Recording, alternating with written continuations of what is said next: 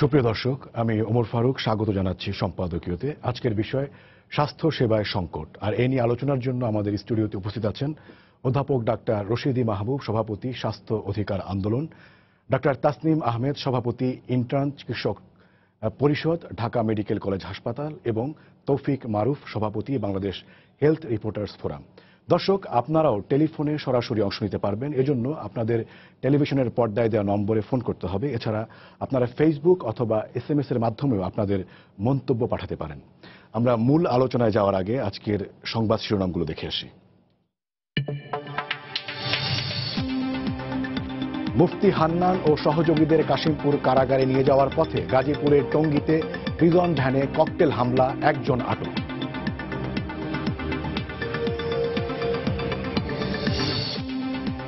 IORA শীর্ষ সম্মেলনে যোগ দিতে ইন্দোনেশিয়ায় প্রধানমন্ত্রী শেখ হাসিনা।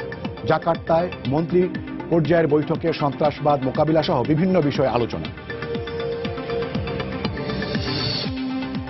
কুমিল্লার 14 গ্রামে যাত্রীবাহী বাসে পেট্রোল বোমা হামলায় 8 জন নিহতের মামলায় বেগম জিয়া সহ 78 জনের বিরুদ্ধে চার্জশিট দাখিল।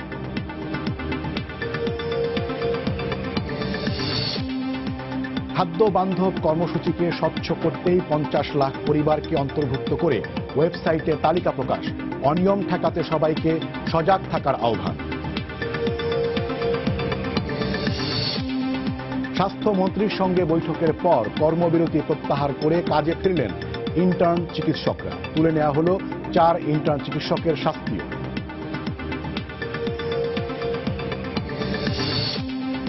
এবং ভর্তি পরীক্ষায় প্রশ্নপত্র ফাঁসের অভিযোগে কুষ্টিয়া ইসলামী বিশ্ববিদ্যালয়ের সহকারী অধ্যাপক সাময়িক বরখাস্ত। F ইউনিটের ভর্তি পরীক্ষা বাতিল।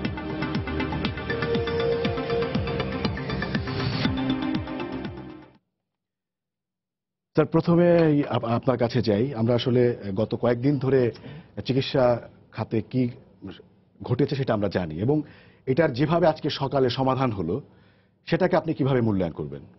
সমাধান ডেফিনেটলি আমরা স্বস্তিতে আসছি। অন্তত চিকিৎসার যে বিভ্রাট ছিল সেটা কিছুটা চলে গেছে। কিন্তু আমার মনে হয় এটা এই পর্যায়ে না যাওয়াই উচিত ছিল। কারণ এটা এই পর্যায়ে গিয়ে আন্দোলন করে তুলতে হওয়া, শাস্তি দিয়ে ফেরত যাওয়া, এটা কোনোটাই শুভনীয় বলে আমার কাছে মনে হয়নি, চিকিৎসকদের পক্ষ, রাষ্ট্রের পক্ষ। তবে একটা জিনিস কিন্তু এখনো থেকে গেছে, যেটা আমি বলবো, এগুলো আরো হবে। আমি কিন্তু আবার আজকে এই স্টুডিওতে বলে যাচ্ছি, এই ধরনের প্রবলেম আরো ফেস করবে।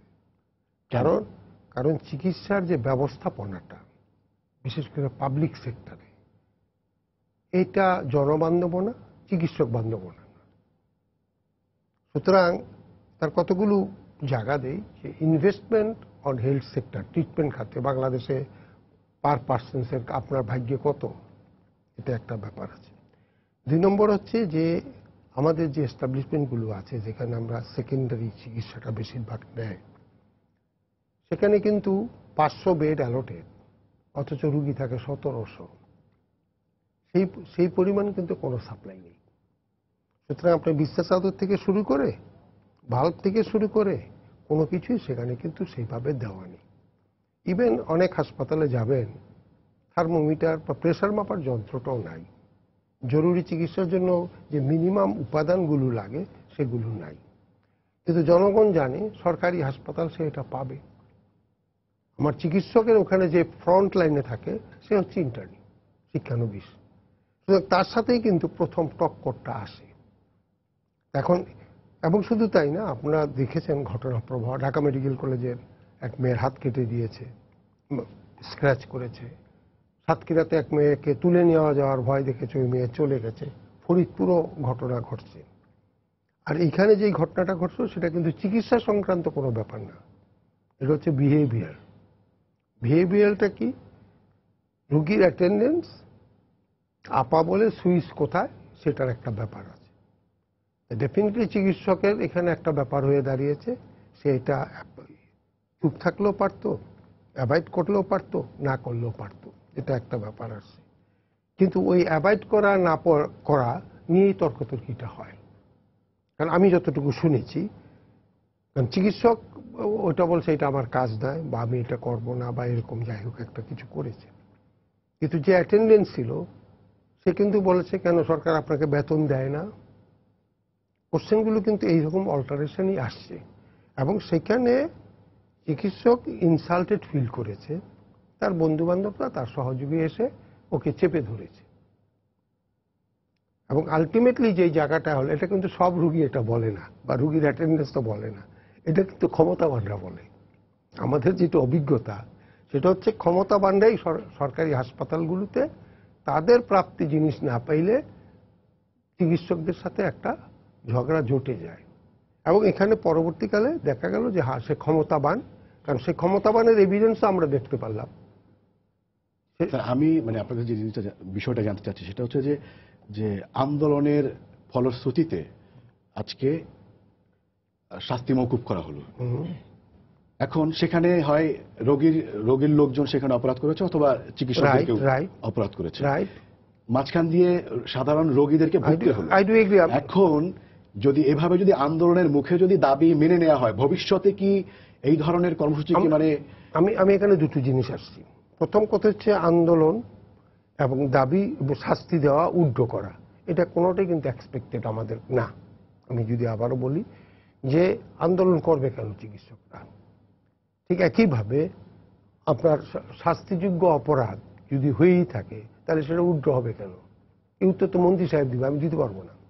এখন কারণ এর মধ্যে কতগুলো লুপফল রয়ে গেছে, কারণ ও একজন শিক্ষানবিশ চিকিৎসক, ও কিন্তু হাসপাতাল কর্তৃক ওর এডুকেশন প্রোগ্রামের মধ্যেই এই ট্রেনিংটা দরকার।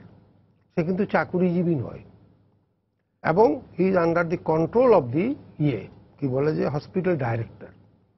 তো মন্ত্রী সাহেব, আমি যতটুকু জানি বগুড়াতে ওরা কিন্তু একটা কমিটিও করেছিল ইনসিডেন্টসটা, কিন্তু সেটা না হয়ে সুপ্রিম কোর্ট সোমুটু করে, মানে মন্ত্রী সাহেব সোমুটু করে ইনকোয়ারি কমিটি দিয়ে আইনা শাস্তিটা দিয়ে দিচ্ছেন।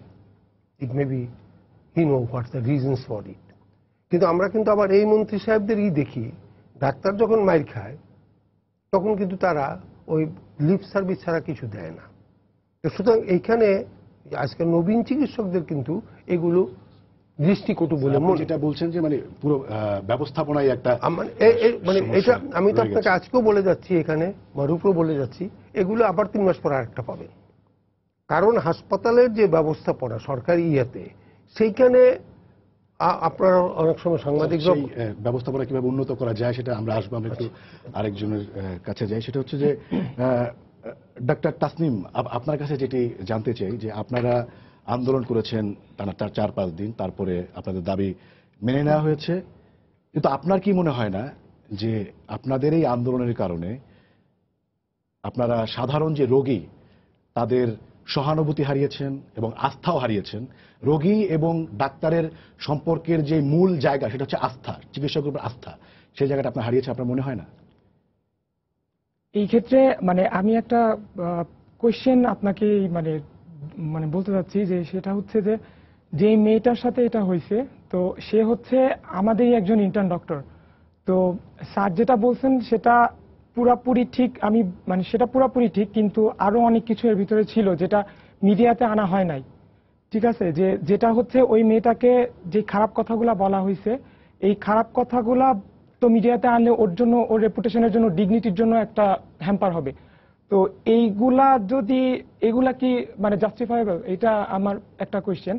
তো এইগুলা যখন হওয়ার পরে একটা তদন্ত কমিটি হলো, হওয়ার পরে তাদেরকে আবার সেখান থেকে তাদেরকে আপনার ইন্টার্নশিপ 6 মাস আপনার স্থগিত করলো এবং তাদের নিজেদের যে মেডিকেল কলেজ সেখান থেকে অন্য মেডিকেল কলেজে ট্রান্সফার করলো, যেটা কিন্তু বাংলাদেশে এখনো পর্যন্ত এটার কোনো মানে ইতিহাস আমি অন্তত জানি না। যে আচ্ছা, ওই নারী চিকিৎসকের সাথে যেটা হয়েছে সেটা অবশ্যই যদি সেরকম হয়ে থাকে অবশ্যই জাস্টিফাইবল না, কিন্তু সেটা তো আইন আছে বাংলাদেশে। ইফটিজিং এবং যৌন নির্যাতনের কঠিন আইন আছে, মামলা হওয়ার সাথে সাথে তাকে গ্রেফতার করবে এবং জামিন যোগ্য নয় সেই অপরাধটা। সেই ক্ষেত্রে তো আপনারা তো আইনের আশ্রয় নিতে পারতেন। আইনের আশ্রয় নেওয়া হয়েছে, আমরা এইগুলা নিয়ে আমরা কোনো মুভমেন্টে যাই নাই। আমরা মুভমেন্টে গেছি যে আমাদের যে 4 জন শিক্ষানবিশ চিকিৎসক ছিলেন তাদের হয়তোবা কোনো ত্রুটি ছিল বা দোষ ছিল, তাদেরও আরো অনেক সহানুভূতিশীল হওয়া উচিত ছিল, কিন্তু তাদেরকে শাস্তি দিয়ে তাদের মেডিকেল কলেজ থেকে তাদেরকে সরায় দেওয়া হচ্ছে বা তাদের ইন্টার্নশিপ একটা ডক্টর হিসেবে আমি ঢাকা মেডিকেল কলেজে 5 বছর এখানে পড়াশোনা করেছি। তো আমার স্বপ্নই থাকবে যে আমি ইন্টার্নশিপটা ঢাকা মেডিকেল কলেজে শেষ করে তারপরে আমি আমার মানে ডক্টর লাইফের ক্যারিয়ারটা শুরু করব। তো সেই নিজের প্যারেন্ট মেডিকেল কলেজে যদি সে ইন্টার্নশিপ না করতে পারে তো এটা তো অবশ্যই আমাদের জন্য দুঃখজনক। তো এইগুলা এবং আমাদের কাছে মনে হয়েছে যে যে শাস্তিটা তাদেরকে দেওয়া হয়েছে এটা জাস্টিফাইবল না, এবং এখানে তাদের দোষ আমি মনে করি ছিল না। আমরা মনে করেছি ছিল না, এজন্য আমরা ঢাকা মেডিকেল কলেজ ইন্টার্ন চিকিৎসক পরিষদ তাদের ঢাকা আন্দোলনে সমর্থন জানিয়েছি আর কি। ফেসবুকে যে ভিডিওটা ভাইরাল হয়েছে সেটা কি বগুড়ার ওই ঘটনারই তো? জি, তো সেখানে যারা মারামারিতে অংশ নিলেন দেখা গেল যে মারছেন, সেটাকে আপনি জাস্টিফাই করছেন? না, ডেফিনেটলি না। আমি এই জন্যই আপনাকে বলতেছি যে একটা রোগীর আত্মীয় যদি অপরাধ করে থাকে সেটা হচ্ছে যে আপনার আইনের ব্যবস্থা হবে। জি। তার প্রতিক্রিয়ায় কি কোনো চিকিৎসক তিনি কি এরকম মানে মারমুখ হতে পারেন কিনা? এটার জন্য আমি প্রথমেই আপনাকে মানে আমি বাইরেও বলেছি, আমি অন্যান্য জায়গায় যেখানে বলার দরকার আমি বলেছি যে অ্যাজ এ ডক্টর তার ত্রুটি ছিল, তার দোষ ছিল হয়তো, কিন্তু সেটার কোনো শাস্তি দেওয়া যাবে না। সেটা বলি নাই, আমি সেটা বলি না, কিন্তু তাই করলেন, আপনার সেইটার জন্যই তো শাস্তি দেওয়া হলো এবং তার বিরুদ্ধে আপনারা মাঠে নামলেন। সেটার জন্য শাস্তি দেওয়া হলো। এখন কথা হচ্ছে যে একজন রোগী, একজন ডক্টর, একজন ইন্টার্ন ডক্টরকে দৈনিক ডিউটি করতে হয় কতক্ষণ, এটা যদি আপনারা একটু জানতেন, বা সবকিছু মিলিয়ে একটা মানসিক প্রেশার থাকে, সবকিছু মানসিক অবস্থা হয়তোবা তার ত্রুটি ছিল, আমি এটা নিয়ে কোনো কিছু আমি ডিনাই করতেছি না, কিন্তু ফ্যাক্ট হচ্ছে যে একটা মেয়েকে নিয়ে খারাপ কথা বলা হলো, এটা মিডিয়াতে আসে নাই, বাট এটা আমরা জানি, এটা অনেকেই জানে, এটা হয়তো এইভাবে পাবলিসিটি পায় নাই, এটা আমরাই করতে দিই নাই, কিন্তু সবকিছু মিলে যেটা হয়েছে আমি বলবো যে হ্যাঁ এটা ভুল ছিল, আমি স্বীকার করতেছি ভুল ছিল। কিন্তু একজন শিক্ষানবিশ চিকিৎসক তার প্রথমেই একটা ভুলের জন্য তাকে 6 মাসের মানে ইন্টার্নশিপ তার স্থগিত করে দিবে এবং তাকে তার নিজের মেডিকেল কলেজ থেকে অন্য মেডিকেলে ট্রান্সফার করে দিবে, এটা আসলে আমাদের কাছে মনে হয়েছে যে আসবো। মারুফ ভাই, সেটা হচ্ছে যে মিডিয়ার প্রতি অনেক ক্ষোভ ডাক্তারদের, যে অনেক কিছু আমরা নাকি আনি না। জি, ধন্যবাদ। আমি প্রথমত আমাদের যে চিকিৎসক ভাই ইন্টার্ন যে করছে তাকে সামনে রেখেই এই ইন্টার্নশিপে যারা আছেন সব চিকিৎসক ভাই বন্ধু বোন যাই বলি না কেন সবার প্রতি আমি খুবই সহমর্মিতা জানাই এবং অভিনন্দন জানাই, কৃতজ্ঞতা জানাই এই জন্য যে বাংলাদেশের এই হসপিটালগুলোতে অ্যাবসলিউটলি ওই যে একটু আগে যেটা বললেন যে সামনে থেকে প্রথমেই সবচেয়ে বেশি রোগীদেরকে ফেস করতে হয় তাদের, এবং তারা সিনিয়র যারা ডাক্তাররা থাকেন তারাও মূলত আসলে তাদের উপরেই ম্যাক্সিমাম সময়টা ছেড়ে দিয়ে তারা একটু রিল্যাক্স মুডে থাকেন। তো সবকিছু তাদেরকে সামাল দিতে হয়, এই জায়গাটা আমি অবশ্যই তাদের প্রতি আমি কৃতজ্ঞতা জানাই। সেই অনুযায়ী তারা হয়তো সম্মানী গত বছর বেড়েছে, তারা হয়তো সময় বা মানুষের গালমন্দ শুনছেন। এই সব জায়গাগুলো রেখেই আমি বলতে চাই তারা যে কথায় কথায় একটু কিছু হলেই তাদের যে আচরণটা প্রকাশ ঘটান এটি হচ্ছে খুবই দুঃখজনক।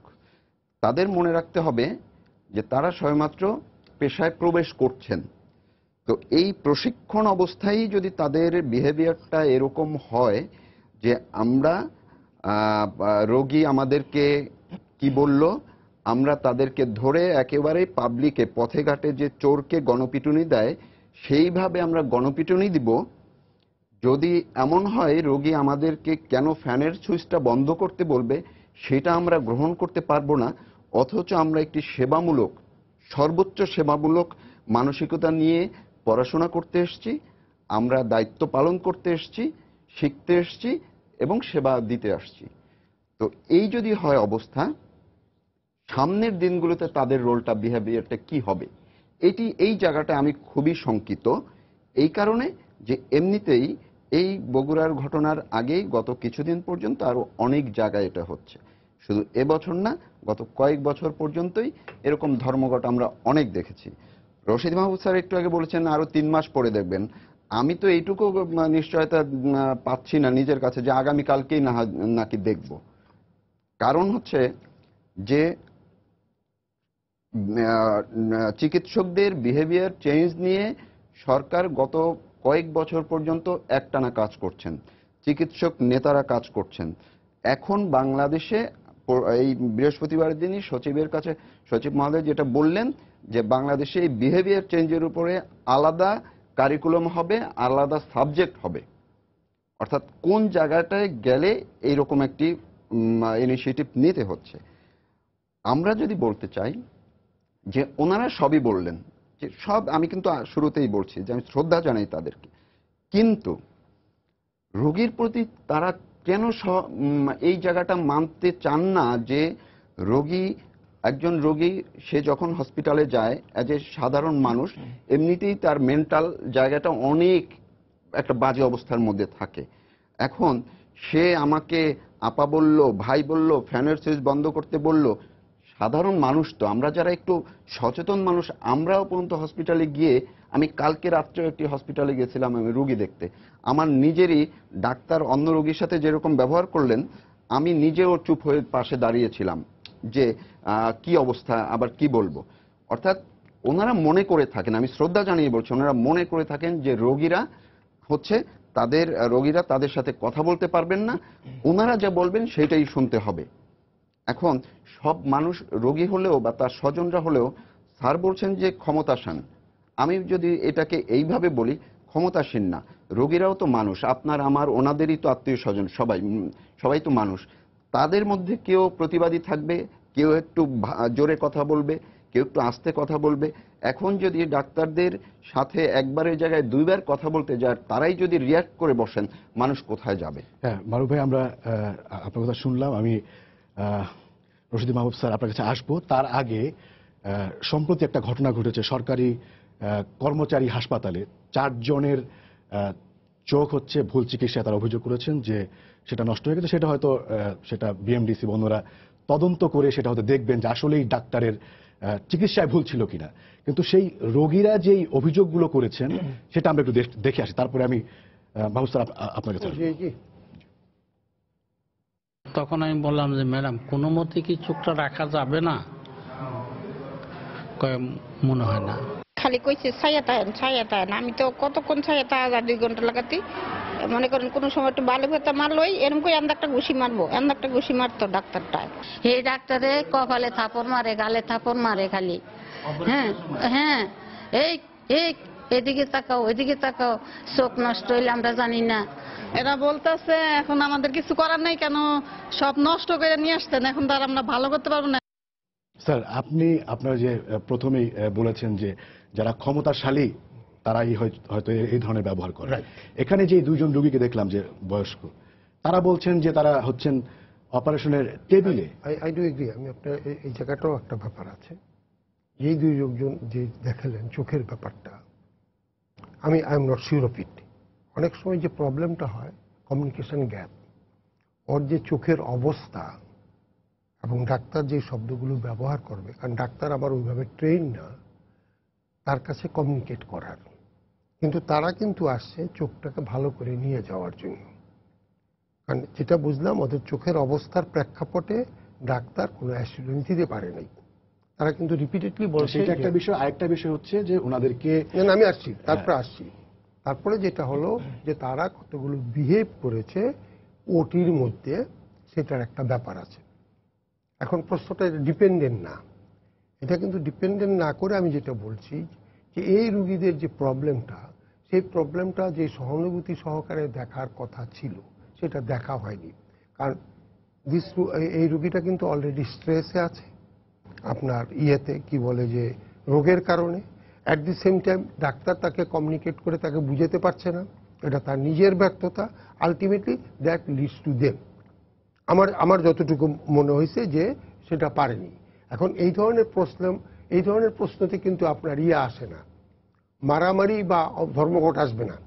কারণ এখানে আমার এখানে যেই জায়গাটা আমি আমার নিজের প্র্যাকটিসও দেখেছি, অনেক সময় অনেক রুগীকে অনেক কথা বলতে চাই, কিন্তু আমার প্রথমে অ্যাসেস করতে হয় তার ধারণ ক্ষমতা আছে কিনা। তার ধারণ ক্ষমতা যদি না থাকে আমি কিন্তু বিপদে পড়ে যাই। এখন এইখানে যেটা হচ্ছে, definitely doctor should be more sympathetic, particularly this groups of people. কারণ এরা এরা কিন্তু প্রতিবাদ করেনি। স্যার ডাক্তাররা তো না, এটা আমি শেষ ধর্মঘট করি। করছে না, ধর্মঘটের সাথে এটা সম্পর্ক না, নেই। কিন্তু এই সাধারণ রোগী যিনি শারীরিকভাবে অ্যাসল্টেড হলেন হ্যাঁ। উনি কার কাছে যাবেন সেই ব্যবস্থাটা কি আছে? নিশ্চয়ই আছে, থাকবে না কেন? সেটা রাষ্ট্র করবে, ডাক্তার তো করবে না, সেটা তো রাষ্ট্র করবে। রাষ্ট্র কি আজ পর্যন্ত সাধারণ জনগণের রক্ষার্থে কোনো কিছু করেছে? একটা উদাহরণ দেন আমাকে। রাষ্ট্র দায়িত্বটা কার? ডাক্তারদের তো না। কারণ সব জায়গায় একটা প্রবলেম এসে দাঁড়াচ্ছে, স্বাস্থ্য বলতে ডাক্তার, everything you expect from the doctor, কিন্তু ডাক্তারের কথাও তো কেউ শোনে না। আচ্ছা, ডাক্তারদের কি হচ্ছে আজকে? আপনারা গতানুগতিক তাদেরকে আমলা বানায় ফেলছেন। কারণ ডাক্তার তো আমলা না, ডাক্তারি যে চিকিৎসা এটা আমলাতন্ত্রের সাথে ফাইল দেখার ব্যাপার না। এখন একটা ডাক্তার কতগুলো রুগী দেখবে, কতটা রুগী দেখতে পারে, এটা তো উন্নত বিশ্বের একটা ফ্রেম আছে। উন্নত বিশ্বে নয়, আমার এখানে তো একটা ব্যাপার আছে। এখন এই জিনিসগুলো তো আমরা মানে ম্যানেজমেন্টের যে সেক্টরটা, সেই ম্যানেজমেন্টের আমরা করিয়েই নি। আমরা গতানুগতিক গত 200 বছরের পুরানো একটা মডেল দিয়া আধুনিক যে অর্থায়ন হয়ে গেছে, মানুষের এক্সপেকটেশন বাড়ছে, সেটাকে না গিয়ে এখানে চিকিৎসকদেরকে আর রুগীদেরকে ফ্রন্টে দাঁড়া করাই দিছি, দুইজনের মাঝখানে, যে তোমরা বুঝে নাও। কিন্তু সরকারের দায়িত্বটা কি? সরকার কিন্তু সেই দায়িত্ব আজকেও বলতেছে না সে কোন রুগীটাকে বিনা পয়সায় চিকিৎসা দিবে, কারা বিনা পয়সায় চিকিৎসা পাওয়ার যোগ্য। আমি দেখি দেখুন, যার সোশ্যাল ভ্যালুজ বেশি সে হাসপাতাল থেকে বেশি বেনিফিট পায়, যার সোশ্যাল ফেস ভ্যালু কম সে কম চিকিৎসা পায়। আর আপনি যে একটা প্রশ্ন করেছেন সাংবাদিকদের সাথে কনফ্রন্টেশন, ডেফিনেটলি সাংবাদিকরা তো তাদের ফ্রেমে যাবেই, কিন্তু ডাক্তারদেরও গ্রিপ আছে। যেমন এই প্রতিবেদনটা লেখার সময় আপনার কি ওই মেয়েটার সাথে কেউ কথা বলছে, কোন সাংবাদিক, যে তুমি কেন এটা করলা? আপনারা কিন্তু এই দিক থেকে দিয়েছেন, ওই দিক থেকে কিন্তু আমরা জানি না, সেটা কিন্তু আমাদেরকে অন্য ফর্মে জানার চেষ্টা করতে হয়েছে। সুতরাং আপনাদের কাছে খবর হচ্ছে ব্যবসা, খবরটা হচ্ছে ব্যবসা। স্যার একটা প্রশ্ন আছে, আমরা একটা প্রশ্ন নিয়ে আসি, খবরটা হচ্ছে মারুফ ভাইয়ের কাছে যেতে চাইবো। দর্শক আপনার পরিচয় দিয়ে প্রশ্ন করুন। আসসালামু আলাইকুম। জি ওয়ালাইকুম আসসালাম। বলছি বগুড়া থেকে। জি বলুন। জি, আমার প্রশ্নটা তিনজন আলোচকের কাছে। কয়েকদিন আগে পরিবহন শ্রমিকরা তারা ধর্মঘটের মাধ্যমে আমাদের গোটা বাঙালি জাতি বাংলাদেশিদের একটা জিম্মি করে রেখেছিল, এবং এর প্রধান কারণটা হলো যে তারা প্রাতিষ্ঠানিকভাবে ওরকম অতটা শিক্ষিত ছিল না। কিন্তু সম্প্রতি আমরা যেটি দেখলাম যে সমাজের বলতে গেলে যে শিক্ষার দিক দিয়ে সবচেয়ে যারা এলিট ক্লাসের এবং জাতি সেবার মহান ব্রত নিয়ে যারা এগিয়ে চলছে, সেই শিক্ষানবিশ চিকিৎসকরা তারা স্পষ্ট আমরা দেখতে পেলাম ভিডিও ফুটেজে যে তারা রোগীর লোকজনকে মারধর করছিল, এবং তারা সুস্পষ্টভাবে তারা অন্যায়কারী ছিল। এবং এই অন্যায়ের যখনই তাদের অন্যায়ের সাজা দেওয়া হলো, তখন তারা করলো কি যে হাজার হাজার মৃত প্রায় রোগীকে তারা জিম্মি করে তাদের চিকিৎসা না করে তারা রাস্তায় নেমে পড়লো। তার মানে কি দাঁড়ালো যে আমরা তাদের কাছ থেকে তাইলে আজ থেকে 10 বছর বা 5 বছর বা 2 বছর পর তারা যখন পূর্ণাঙ্গ চিকিৎসক হবেন, তখন তাহলে আমাদের সাধারণ মানুষকে তারা কি দিবেন? তাদেরকে আমরা আমাদের সরকারের মূল্যবান পয়সা খরচ করে তাদেরকে আপনার প্রশ্নটা আমরা বুঝতে পেরেছি। আপনারা সেটা হচ্ছে ডাক্তার তাসনিম, আপনার কাছে আসলে প্রশ্ন যে আপনাদের যে এই কর্মসূচি দেখার পর সাধারণ মানুষ কি আপনারা কিভাবে বুঝ দিবেন যে হ্যাঁ, কিভাবে আস্থা রাখতে বলবেন যে না আপনারা ডাক্তারদেরকে সারা জীবন যেভাবে ডাক্তার মশাই বলে এসেছেন, সম্মানের জায়গা দিয়ে এসেছেন, আমরা সেই জায়গাটাতে আছি। এখানে হচ্ছে ঢাকা মেডিকেল কলেজের প্রেক্ষাপটে যদি বলতে হয়, আমাদের আন্দোলন ছিল হচ্ছে আন্দোলন মানে হচ্ছে অবস্থান কর্মসূচি ছিল 2 দিনের, এবং তখনও আমাদের মিডিয়া কভারেজ ছিল, এবং যারা আমাদের কাছে এসেছেন আমরা তাদেরকে বলেছি যে আপনারা আমাদের ঢাকা মেডিকেল কলেজের যে মানে চিকিৎসা সেবা দেওয়া হয় 2টা দিক থেকে, একটা হচ্ছে আউটডোর এবং আরেকটা হচ্ছে ইমার্জেন্সি। আমরা বলেছি যে আমরা এখানে অবস্থান করছি বিকালে, সময়টা ছিল 5টা থেকে 6টা, কিন্তু আমাদের ইমার্জেন্সি এখনো চালু আছে, আমাদের ইমার্জেন্সি চালু আছে এবং আমাদের আউটডোর চালু ছিল। এবং আপনারা যদি সরেজমিনে যান, আপনারাও খোঁজ নিয়ে দেখেন, আমাদের ইমার্জেন্সি আউটডোর কখনোই বন্ধ ছিল না। এবং ঢাকা মেডিকেল কলেজে আমাদের অবস্থান কর্মসূচি অবস্থায় এমন কোনো রোগী চিকিৎসা না নিয়ে চলে গেছে এরকম হয় নাই, এটা আমরা বলেছি। এবং আমরা বলেছি যে আপনারা নিজেরাই যে দেখতে পারবেন। এবং আমাদের অবস্থান কর্মসূচির মধ্যেও আউটডোর ইমার্জেন্সি দুইটাই খোলা ছিল এবং রোগীরা চিকিৎসা পেয়েছেন। না, এই দর্শক আসলে সম্প্রতি যে আরেকটি ধর্মঘটের ঘটনা ঘটেছে পরিবহন শ্রমিকদের, এর পাশাপাশি আপনাদের যে ধর্মঘট, এটাকে তিনি পাশাপাশি এনে একটা তুলনা করতে চাচ্ছেন যে আপনাদের মাথায় কি এটা কখন এসেছে যে মানে আমরা আরেকটু সংবেদনশীল, আরো একটু হ্যাঁ, মানে এখন কেউ যদি একজন ডক্টরকে একজন শ্রমিকের সাথে তুলনা করে বা ড্রাইভারের সাথে তুলনা, এটা হয়, এটা অনেকেই করতেছে, অনেকে ফেসবুকে অনেক কিছু পোস্ট আসতেছে, আমরা দেখতেছি, আমরা কিন্তু কিছু বলতেছি না, আমরা কোনো প্রতিবাদ করছি না, আমরা করি নাই এই 2 দিন ধরে 3 দিন। হচ্ছে যে একজন ডাক্তার আপনারা শিক্ষানবিশ সেই জন্য না, আপনাদের কর্মসূচির কারণে। শিক্ষানবিশ চিকিৎসক ও চিকিৎসক, আমাদের ইন্টার্নশিপটার পরেই আমরা মানে ফুল সার্টিফিকেটটা পাবো, এটা হচ্ছে কথা। আর দ্বিতীয় কথা হচ্ছে যে শিক্ষানবিশ না, মানে একজন ডক্টরকেই যদি একজন ড্রাইভারের সাথে কম্পেয়ার করা হয়, তো এটা আসলে আমার আসলে এই ক্ষেত্রে কিছু বলার নাই, প্রথম কথা। দ্বিতীয় কথা, এরকম অনেক পোস্টই আমি বিগত 2 দিন ধরে হচ্ছে ফেসবুকে দেখেছি যে ডক্টরদের নিয়ে মানে অনেক ধরনের কমেন্ট করা হয়েছে, সেগুলো আমি বলতে চাচ্ছি না। তো এগুলাতে তো আমরা কোনো প্রতিবাদ করতেছি না, করিও নাই। উইথ অ্যাপোলজি প্রশ্নপত্র আছে লুবি ডাক্তার, এবারে যে প্রশ্নপত্র হলো সেখানে তো লুবি ডাক্তার বলছে, তার মানে সমাজও তো এখানে এখন বিপজ্জনক অবস্থা হয়ে গেছে। এই যে কয়দিন আগে এসএসসি যে প্রশ্নটা নিয়ে অনেক বিতর্কিত প্রশ্ন, তো এগুলা করতেছে কিন্তু ডক্টর, মানে এখন বাংলাদেশের অবস্থা হচ্ছে একদিকে ডক্টর সমাজ আর একদিকে হচ্ছে বাকি সবাই। এর জন্য আসলে দায়ী কে? এর জন্য দায়ী আমি যদি আমার দিক থেকে বলতে হয়, ডেফিনেটলি আমি বলবো যে আমি কখনোই আমাকে কেউ একজন এমন কোনো কিছু সাথে কম্পেয়ার করতে, যে এই ধরনের যে তির্যক মন্তব্য করা হচ্ছে, নেতিবাচক মন্তব্য করা হচ্ছে, এই জন্য কি আপনার মনে হয় যে ডাক্তারদেরও কোনো না কোনো ক্ষেত্রে ঘাটতি আছে, সেজন্যই এই ধরনের কথা হচ্ছে? ঘাটতি থাকতে পারে, অবশ্যই থাকতে পারে, কারণ ডাক্তাররাও মানুষ। আর দ্বিতীয় কথা হচ্ছে যে আপনার সংবেদনশীল আমাদেরও হওয়া উচিত, আমাদেরও ধৈর্য শক্তি আরো বাড়ানো উচিত। কিন্তু আমি তো ওইটাই আপনাকে, মানে আমি সবাইকে বলেছি যে শিক্ষানবিশ চিকিৎসক হিসেবে আমাদের হচ্ছে মানে অ্যাজ এ ডক্টর ক্যারিয়ার সবেমাত্র শুরু। তো শুরুতেই একটা ভুলের জন্য, ভুল কিনা সঠিক সেটা আমি মানে ধরেন আপনাদের মতোই ধরে নিলাম যে ভুল সে করেছে বা সে ঠিক ছিল, রোগীরা যেটাই হোক, তো তার জন্য এত বড় শাস্তি, এটা আসলে রোগীরাও তো ভুল করতে পারে না। হ্যাঁ, সেটাই আমি এটাই বলছি যে রোগীদেরকেও তো আসলে অনেক আমাদের মানে অনেক সময় হয়, আমি নিজে যখন মেডিসিনে ছিলাম, ওয়ার্ডে ছিলাম, তো দেখা যাচ্ছে যে আমি একটা কথা বলতেছি মানে বুঝতে পারতেছে না, তো এগুলো হয় মিসকমিউনিকেশনের কারণে হয়। স্যার যেরকম বললেন যে আমাদের মানে ভার্বাল যে স্টেটমেন্ট, এগুলোর সাথে ওনারা ইউজ টু না, তো 2 পক্ষকেই যদি আর একটু সংবেদনশীল বানানো যায় তাহলে হয়তো ডেফিনেটলি এটা দুই পক্ষই যদি দুই পক্ষকে বোঝার চেষ্টা করে। মারুফ ভাই, আমি আসলে ওই জায়গাটিতে আবার আসতে চাই, সেটি হচ্ছে যে মানে এই যে ভুল চিকিৎসার কথা বলা হচ্ছে, ডাক্তারদের আচরণগত যে পরিশুদ্ধতার কথা বলা হচ্ছে, আরো ভালো করার কথা বলা হচ্ছে, যদি ডাক্তারদেরকে জবাবদিহিতা আনার জন্য সেই ধরনের যদি কোনো কঠোর আইন যদি করা হয়, তাহলে এতদিন পর্যন্ত আমরা যেই ধরনের প্রতিক্রিয়া দেখতে পাচ্ছি সেটা কি আসলে সম্ভব হবে বাংলাদেশে?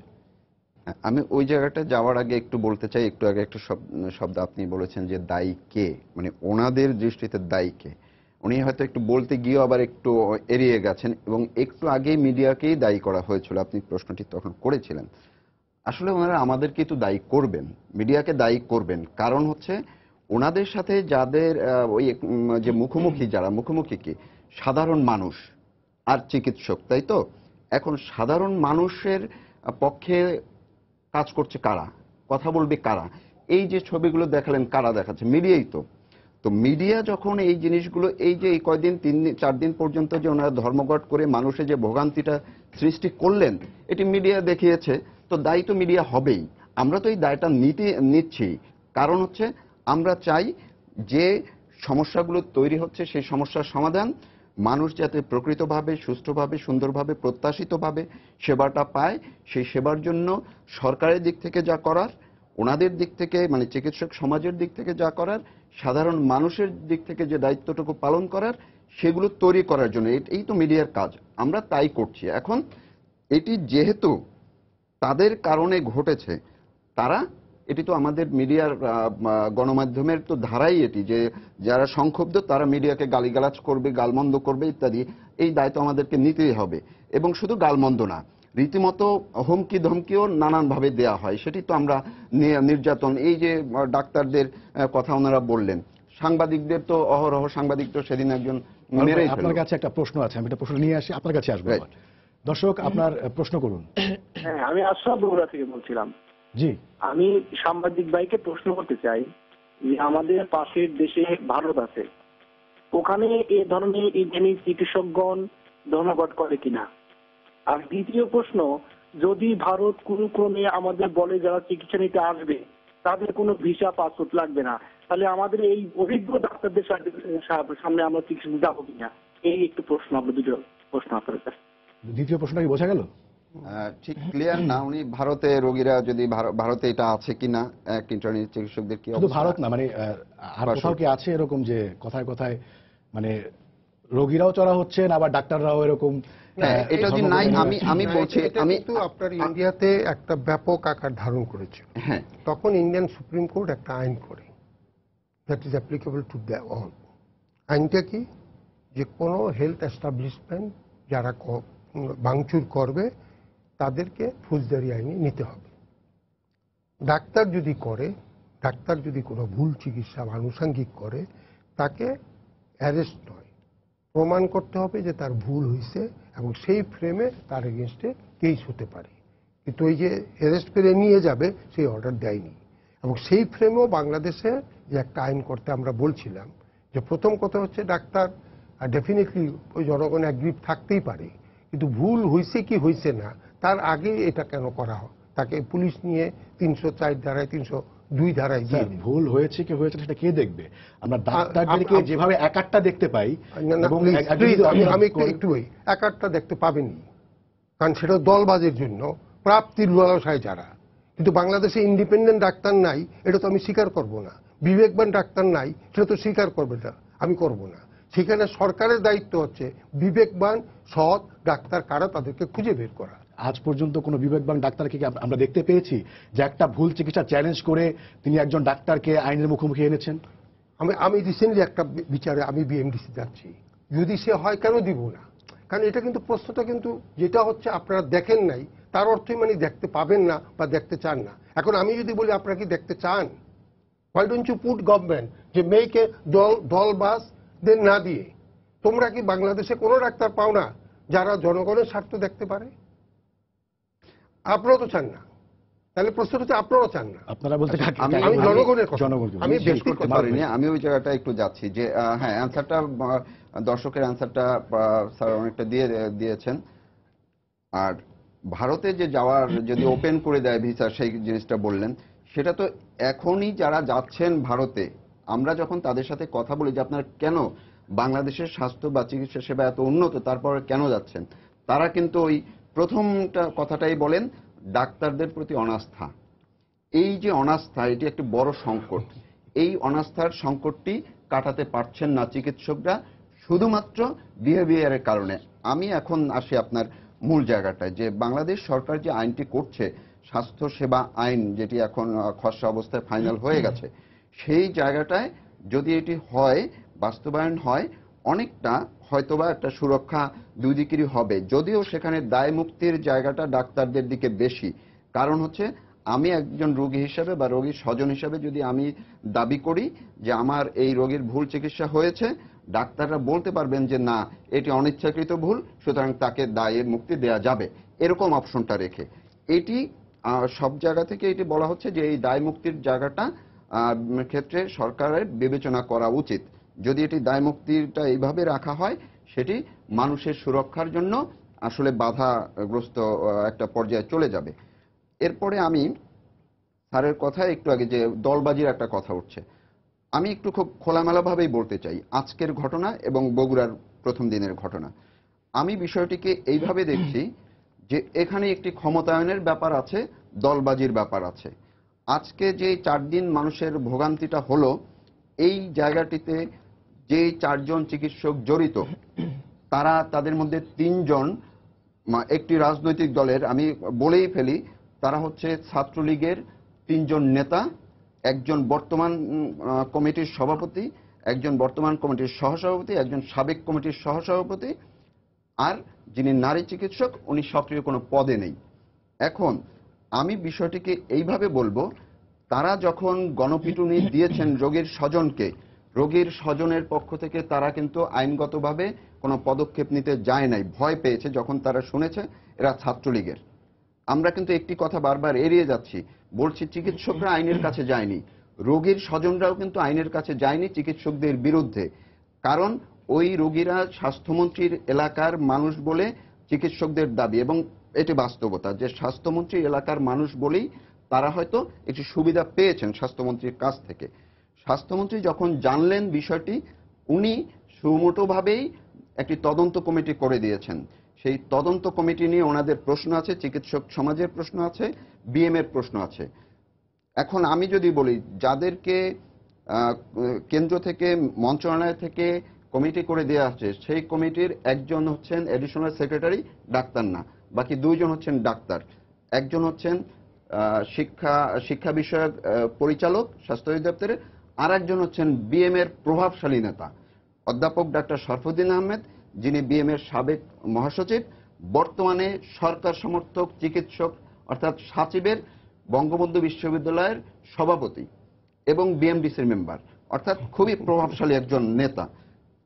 তো 3 সদস্যের তদন্ত কমিটির মধ্যে 2 জন চিকিৎসক, তারা ওইখানে গিয়ে তদন্ত করেছেন এবং তাদের তদন্ত প্রতিবেদনের পুরো কপি আমার কাছে আছে। তারা কি পেয়েছেন সেই তদন্ত কমিটিতে তারা যা পেয়েছেন, তারা ওনাদের বক্তব্য হচ্ছে যে আমাদের কারো বক্তব্য নেয় নাই। তদন্ত কমিটিতে পরিষ্কারভাবে আছে, সবার সাথে কথা বলেছেন, তারা বক্তব্য নিয়েছেন। আমি আবার বলতে চাই, তদন্ত কিন্তু করেছেন ওনাদের নেতারাই। তারা উল্লেখ করেছেন যে ওই শেষের দিকে আপনি আমি একটু সংক্ষেপে এই কারণে বলছি যে ওনারা যে প্রশ্নটা করছেন, আমি যদি বলতে চাই যে ছাত্রলীগের 3 জন নেতা বলেই তারা অন্য জায়গায় ছাত্রলীগের যে ইন্টার্নিরা আছেন, আমার পাশে যিনি সম্মানিত ভাই বসা আছেন, উনিও ছাত্রলীগের একজন নেতা, আমি যদি ভুল করে না থাকি। এখন সাধারণ ইন্টার্নিরা কতটা এটিকে আপন নিয়েছিলেন নিজেদের, এটি নিয়ে প্রশ্ন আছে। আজকে যে মন্ত্রীর কাছ থেকে যে দাবিটি আদায় করে নিয়েছেন ওনারা, যেই দাবিটি ভবিষ্যতের জন্য খারাপ একটা দৃষ্টান্ত স্থাপন করবে। ছাত্রলীগের নেতাদের উপর যদি অন্যায় হয়ে থাকে, তাদেরও তো প্রতিবাদ করার একটা জায়গা অবশ্যই আছে, রাইট আছে। ছাত্রলীগের পরিচয়ে, ছাত্রলীগের প্রভাব খাটিয়ে যদি তাদের অন্যায়টাকে দায়মুক্তি হিসাবে নিয়ে নেয়, আদায় করে নেয়, এবং মন্ত্রী যদি প্রেসারে পড়ে সেটি দিয়ে থাকেন, এটা একটা খারাপ দৃষ্টান্ত হয়ে থাকে। আপনি বলতে চাচ্ছিলেন স্যার, কয়েকবার হচ্ছে ছাত্রলীগ যেভাবে বললেন, তো আমি স্যারকে একটা কোশ্চেন করতে যাচ্ছি যে ভাইকে, তো ছাত্রলীগ কি উনি কি শুরুর থেকে নেগেটিভ কোনো কিছু ইমপ্রেশন ওনার উপর রাখছে কিনা, এটা নেগেটিভ উনি বলতে যাচ্ছেন যে আমার কোশ্চেন, আমি নিজেও ছাত্রলীগ, হ্যাঁ ভাইয়া ঠিক বলছেন।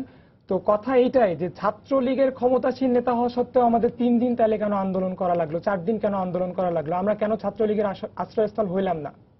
আজকে কেন্দ্রীয় বাংলাদেশ ছাত্রলীগের সভাপতি সাইফুর রহমান সোহাগ এবং ভাইস প্রেসিডেন্ট তোফাজ্জল হক চয়ন, তারা আমাদের আন্দোলনের সাথে একত্রতা ঘোষণা করছে, তারা আমাদেরকে নিয়ে গেছেন স্বাস্থ্যমন্ত্রীর কাছে। ছাত্রলীগের ক্ষমতাসীন মধ্যস্থতা ছাত্রলীগ যদি করবেই, তাহলে আমাদের আন্দোলন কেন 4 দিন হলো? কেন আমাদের আন্দোলন আধা ঘন্টা 6 ঘন্টার মধ্যে?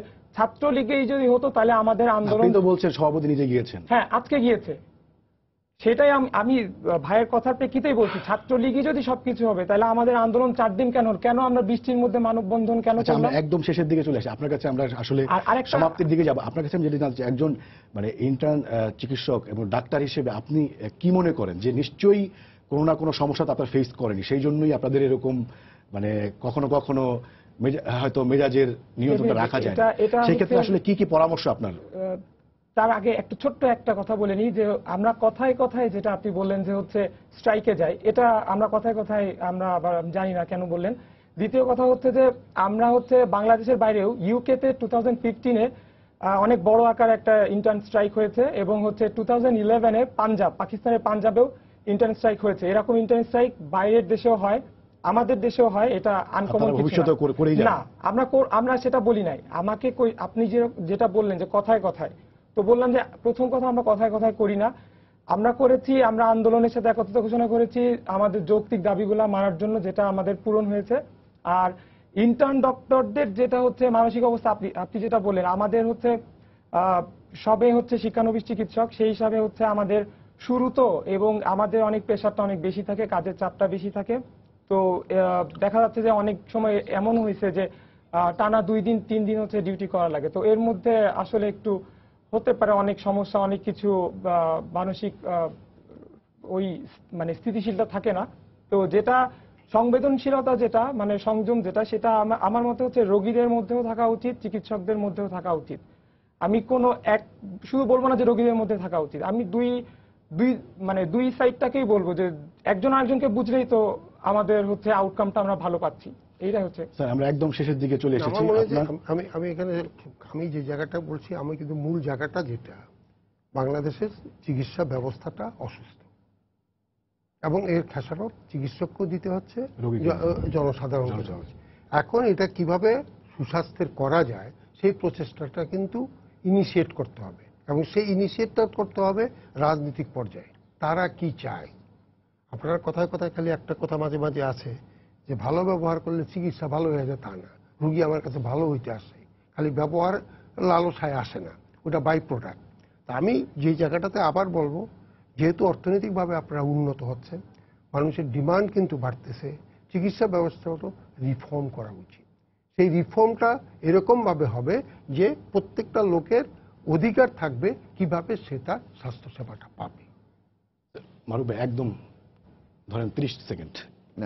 কথা এইটাই স্যার যেটা বললেন, আমরা চাই যে মানুষ সেবা, চিকিৎসকদের কাছে মানুষ অনেক আশা নিয়ে যায়, বড় আশা নিয়ে যায়, ব্যবহারটা কিন্তু সবচেয়ে আগে।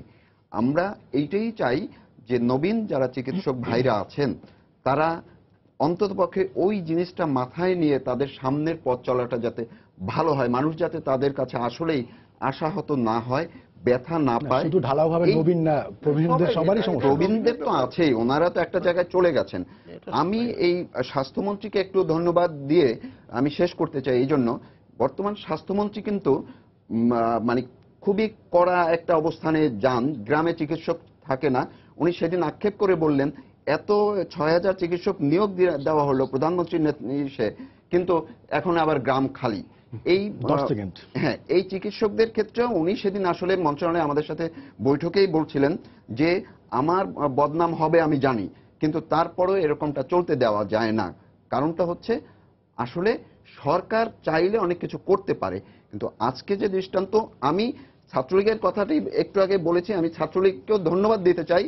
যাই হোক, আজকে অন্ততপক্ষে তাদের মধ্যস্থতার কারণেই কিন্তু মানুষরা মুক্তি পেয়েছে। ওই 4 জন দায় মুক্তি পেয়েছে, এটি আমি মানছি না, কিন্তু এটি আমি মানে মেনে নিতে পারি না।